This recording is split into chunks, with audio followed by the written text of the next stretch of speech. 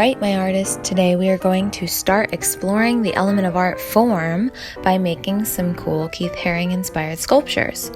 As you can see, there's just a few simple materials that we're going to need. I chose green clay and green pipe cleaners, but you can choose any colors that you like. So after you choose your materials, you'll have to start warming up the clay. It starts out hard, but as you squish it and roll it around between your hands, you'll soon have your base for your little pipe cleaner man.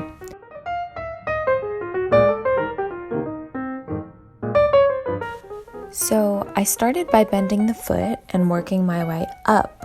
And I bent the foot so that I can stick the bottom of it into the base. That way my little pipe cleaner man has a way to stand.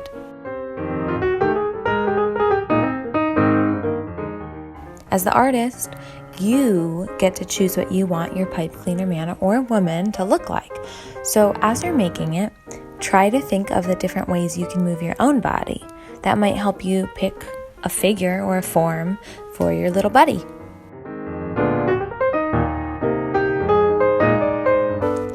You can see that as I'm making my little pipe cleaner person, I had to do a lot of twisting and really making sure that the arms and the legs were all twisted together and connected enough to make sure that my little buddy can stand up. So as you're making your pipe cleaner man or woman, really take your time. And if it doesn't work at first, should you stop?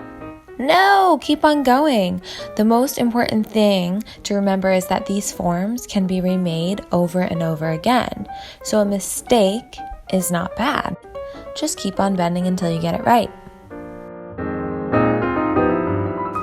Now, the second part of this project is to paint our new form buddy.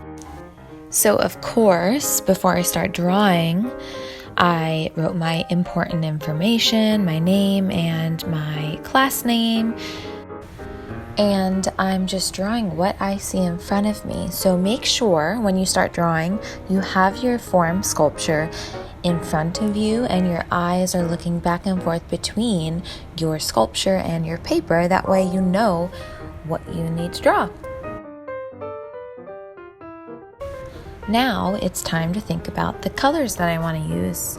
We looked at some fun paintings by artist Keith Haring before we started making the project, and as you might remember, he always uses bright colors with his figures.